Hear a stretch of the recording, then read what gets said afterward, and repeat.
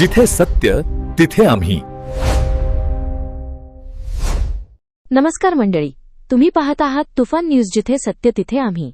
माघ महिन्याची गुप्त नवरात्री आज 19 जानेवारीपासून सुरू झाली असून हा पवित्र उत्सव 27 जानेवारीपर्यंत चालणार आहे. देवी सतीच्या 10 महाविद्यांच्या साधनेसाठी हा काळ अत्यंत महत्त्वाचा मानला जातो. साधना, ध्यान आणि मनाच्या शुद्धीसाठी गुप्त नवरात्री विशेष फलदायी असल्याचे मानले जाते. गुप्त नवरात्री ही सामान्य नवरात्रीपेक्षा वेगळी असते. या काळात उत्सवापेक्षा साधनात, तपस्या आणि ध्यानावर अधिक भर दिला जातो. उज्जैनचे ज्योतिषाचार्य पंडित मनीष शर्मा यांच्या मते वर्षातून एकूण 4 नवरात्री येतात.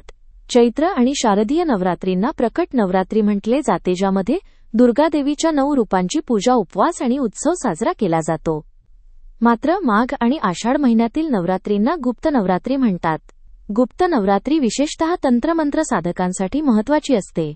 या दिवसांमध्ये तंत्र साधना करून आत्मिक शक्ती जागृत करण्यासाठी तप केले जाते. या काळात करण्यात येणारी साधना गुप्त ठेवणे आवश्यक मानले जाते. पूजेदरम्यान देवीच्या मूर्तीवर किंवा चित्रावर फुलांची माळ आणि लिंबांची माळ अर्पण केली जाते. देवीला अत्तर अर्पण करून पूर्ण विधी-विधानाने पूजा केली जाते. 10 महाविद्या या देवी सतीच्या 10 वेगवेगळ्या रूपा मानल्या जातात. काली ही वेळ आणि मृत्यूची देवी आहे. तारा करुणा आणि ज्ञानाची देवी आहे. त्रिपुर सुंदरी प्रेमसौंदर्य आणि अध्यात्माचे प्रतीक आहे. भुवनेश्वरी संपूर्ण विश्वाची अधिष्ठात्री देवी मानली जाते. छिन्नमस्ता त्याग आणि बलिदानाचे प्रतीक आहे. भैरवी कठीण तपस्येची देवी आहे. धूमावती वैराग्य आणि जीवनाच्या कठोर सत्याचे दर्शन घडवते. बगलामुखी शत्रूंवर आणि नकारात्मक शक्तींवर विजय मिळवून देते. मातंगी विद्याकला आणि संगीताची देवी आहे, तर कमला धनसुख आणि समृद्धीची देवी मानली जाते.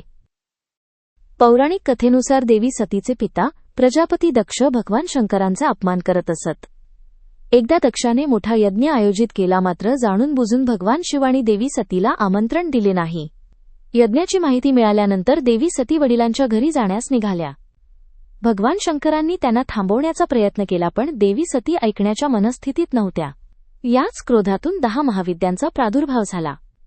यज्ञस्थळी दक्षाने भगवान शिवांचा अपमान केल्यानंतर देवी सतींनी यज्ञकुंडात उडी घेऊन आपले प्राण त्यागले. गुप्त नवरात्रीमध्ये याच 10 महाविद्यांची कृपा प्राप्त करण्यासाठी साधना केली जाते. गुप्त नवरात्रीमध्ये सामान्य लोकांनी देवी दुर्गेच्या स्वरूपांची पूजा करावी. स्नानानंतर घरातील मंदिरात प्रथम गणेश पूजा करावी. त्यानंतर देवी दुर्गेचा संकल्प घ्यावा. देवीच्या मूर्तीला पाणी, पंचामृत आणि पुन्हा पाण्याने अभिषेक करावा.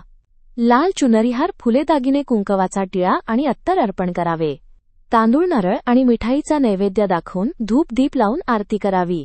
दुन दुर्गाये नमः या मंत्राचा जप करावा. पूजेच्या शेवटी क्षमायाचना करून कन्यांना भोजन द्यावे आणि दान करावे. ही बातमी तुम्हाला महत्त्वाची वाटली असेल तर लाईक करा, शेअर करा आणि सबस्क्राईब करा. आणि अशाच ताज्या, खऱ्या आणि निर्भीड बातम्यांसाठी तुफान न्यूज सोबत कायम जोडलेले रहा.